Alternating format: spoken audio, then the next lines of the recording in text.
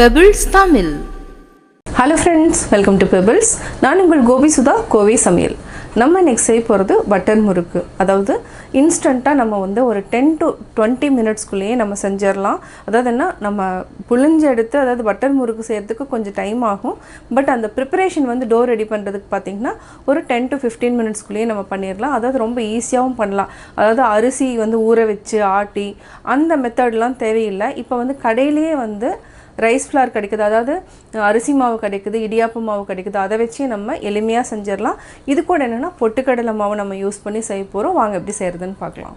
இப்போ நீங்கள் பார்த்துட்டு இருக்கிறது என்னென்னா முறுக்குக்குள்ளே இது ரொம்ப ஈஸியானதும் கூட.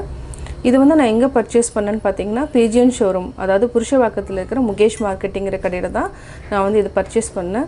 இதனோட எம்ஆர்பியை விட இது வந்து ரொம்ப கம்மியாக கிடச்சிது. 227 ருபீஸ் தான் இந்த முறுக்கு புளியிற மெஷின்.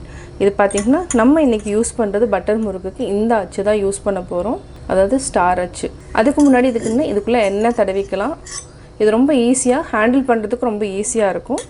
இப்போ இன்க்ரீடியன்ட்ஸ் என்னங்கிறத பார்த்துடலாம். நம்ம அரிசி மாவு எது யூஸ் பண்ணுறோன்னு பார்த்தீங்கன்னா ரைஸ் ஃப்ளாரை, அதாவது ராஜா ஒண்டர் இந்த பிராண்டு தான் நம்ம யூஸ் பண்ணி முறுக்கு செய்ய போகிறோம். இதில் வந்து 2 கப் அளவுக்கு நம்ம அரிசி மாவு எடுத்துக்கலாம். எந்த கப் அளக்குறீங்களோ அந்த கப்பையே யூஸ் பண்ணிக்கோங்க, எது வேணாலும் இருக்கலாம். இது ஜஸ்ட்டு நல்லா தலை தட்டி ஆட் பண்ணிக்கலாம். 2 கப் அளவுக்கு நம்ம எடுத்துட்டோம். இப்போ வந்து பொட்டுக்கடலை எடுத்துக்கலாம். 1/2 கப் அளவுக்கு தான் நம்ம சேர்த்த போகிறோம். இதில் முழுசாக நம்ம போட்டுட்டு இப்போ அரைச்சி எடுத்துகிட்டு பாதி அளவு நம்ம ஆட் பண்ணிக்கலாம். இது அரைச்சதுக்கப்புறம் பார்த்திங்கன்னா 1/2 கப் அளவுக்கு கரெக்டாக வரும். இதை நான் வந்து அரைச்சிட்டு சளிச்சு எடுத்துக்கலாம். இந்த ப்ராடக்ட் பார்த்திங்கன்னா 165 எம்ஆர்பி. நம்ம வாங்கின ப்ரைஸ் பார்த்திங்கன்னா 107 தான். இதுவும் என்னென்னா ரொம்ப விலை மலிவாக தான் அந்த கடையில் கிடைக்குது. இப்போ நம்ம 1/2 கப் அளவுக்கு பொட்டுக்கடலை மாவு எடுத்து நல்லா சளிச்சு எடுத்துக்கலாம். இது வந்து என்னென்னா புதுசாக கற்றுக்கிறவங்க ரொம்ப ஈஸியாக கற்றுக்கலாம். ஏன்னா நான் வந்து கம்மியான குவான்டிட்டியில் தான் செய்கிறேன். உங்களுக்கு தேவைன்னா இன்னும் ஜாஸ்தி கூட ஆட் பண்ணிக்கலாம். சளிச்சதுக்கப்புறம் பார்த்திங்கன்னா இந்த மாதிரி நம்மளுக்கு வரும். இதை வந்து யூஸ் பண்ண வேண்டாம், இதை நம்ம எடுத்துக்கலாம். இதுவே வந்து கரெக்டான அளவு இருக்கும். இதை வந்து நல்லா மிக்ஸ் பண்ணிக்கலாம். இப்போ அடுத்து பட்டர் ஆட் பண்ணி செய்யணும். இப்போ எப்படி செய்கிறதுன்னு பார்க்கலாம். இதை நம்ம ஒரு வேறு பவுலுக்கு ட்ரான்ஸ்ஃபர் பண்ணிக்கலாம். இதுக்கு வந்து என்னென்னா நம்ம ஒரு 1/2 டேபிள் ஸ்பூன் அளவுக்கு உப்பு சேர்த்துட்டோம். இது கூட நம்ம நார்மல் ரூம் டெம்பரேச்சர் இருக்கிற அளவுக்கு நம்ம 2 டேபிள் ஸ்பூன் பட்டர் ஆட் பண்ணிக்கலாம். இது ஃப்ரிட்ஜில் இருக்கிறது வேண்டாம், நார்மலாக இருக்கிறது. இது வந்து அன்சால்டட் பட்டர் தான் நம்ம ஆட் பண்ணியிருக்கோம். நம்ம 2 டேபிள் ஸ்பூன் அளவுக்கு ஆட் பண்ணியிருக்கிறோம். ரொம்ப ஜாஸ்தி நீங்கள் ஆட் பண்ண வேண்டாம், கொஞ்சம் கம்மியாகவே ஆட் பண்ணிக்கோங்க. இதை நல்லா மிக்ஸ் பண்ணி விடுங்க. பட்டர் வந்து எல்லா இடத்துலையுமே இதாகணும், அதாவது நல்லா வந்து பிடிக்கணும். நல்லா அழுத்தம் கொடுத்து இந்த மாதிரி பிசைஞ்சு விடுங்க. இதுக்கு நம்ம எள் ஆட் பண்ணிக்கலாம். வெள்ளை எள் அல்லது கருப்பு எள், 2ல் எது வேணாலும் ஆட் பண்ணிக்கலாம். இதுக்கு நம்ம 1 டேபிள் ஸ்பூன் அளவுக்கு எள் ஆட் பண்ணியிருக்கோம். இது கூட நம்ம ஓமம் வந்து ஒரு 1/2 டீஸ்பூன் அளவுக்கு ஆட் பண்ணிக்கலாம். ஏன்னா ஓமம் வந்து நம்ம எடுத்துக்கிட்டோம்னா டைஜஷனுக்கு ரொம்ப நல்லது, அதாவது டேஸ்ட்டுக்கும் நல்லா. இதை வந்து நல்லா க்ரஷ் பண்ணி ஆட் பண்ணிக்கலாம். க்ரஷ் பண்ணிங்கன்னா நல்லா ஸ்மெல்லும் கிடைக்கும், சாப்பிட்றப்போ நல்லாயிருக்கும். இப்போ நம்ம எல்லாமே ஆட் பண்ணியாச்சு, அதாவது உப்பு ஆட் பண்ணியாச்சு. இது கூட இன்னும் கொஞ்சமாக நம்ம பெருங்காயம் மட்டும் ஆட் பண்ணிட்டால் போதும். பெருங்காயம் வந்து ஒரு பிஞ்ச் அளவுக்கு ஆட் பண்ணிக்கோங்க, அவ்வளோதான். இப்போ பார்த்தீங்கன்னா இப்படி வரணும். இது வந்து என்னென்னா ஒரு டைமே நீங்கள் பிடிச்சிங்கன்னா அவ்வளோதான். இதை பிடிச்சிங்கன்னா அப்படியே நிற்கணும். அப்போ என்ன நல்லா கிறிஸ்பியாகவும் இருக்கும், நல்லா சாஃப்டாகவும் இருக்கும். இப்போ நம்ம தண்ணி ஊற்றிக்கலாம்.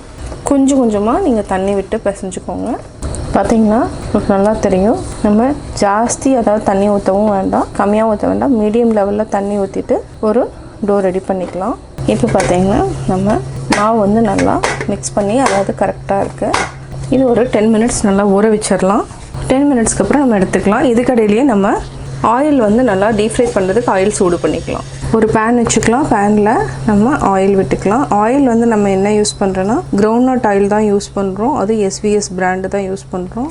இந்த எஸ்விஎஸ் பிராண்டில் வந்து நார்மலாக பார்த்திங்கன்னா முறுக்கு, சோமாஸ் இதெல்லாம் பண்ணிங்கன்னா ரொம்ப டேஸ்ட்டாகவும் இருக்கும். அதனால நான் மோஸ்ட்லி வந்து முறுக்கு ஐட்டம் எல்லாம் பண்ணுறதுனா இந்த எஸ்விஎஸ் ஆயில் மட்டும்தான் யூஸ் பண்ணுவேன். வேறு ஆயில் நான் யூஸ் பண்ண மாட்டேன். நம்ம அடுத்து என்ன பண்ண போகிறோன்னா இந்த முறுக்கு குழலுக்கு நம்ம ஆயில் வந்து அப்ளை பண்ணிக்கலாம். இதனால் 2-3 டைம் வாஷ் பண்ணியாச்சு. வாஷ் பண்ணிவிட்டு யூஸ் பண்ணுங்கள். ஏன்னா ஃபஸ்ட் டைம் யூஸ் பண்ணுறதுனா வாஷ் பண்ணிவிட்டு நல்லா ட்ரை பண்ணிக்கோங்க, அவ்வளோதான். அதே மாதிரி எல்லா இடத்துலையுமே ஆயில் அப்ளை பண்ணிக்கலாம். இதை எடுத்துக்கலாம்.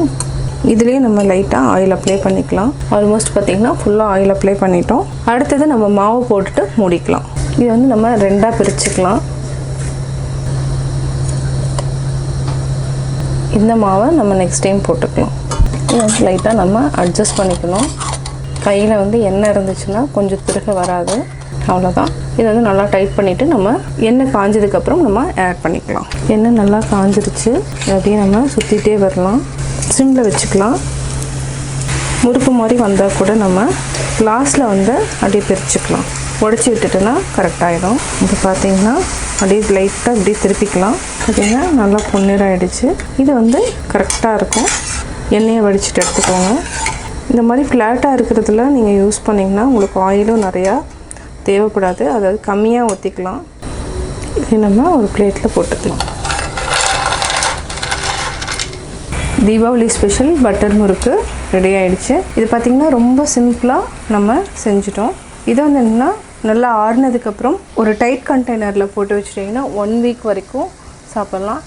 சுவையான பட்டர் முறுக்கு ரெடி.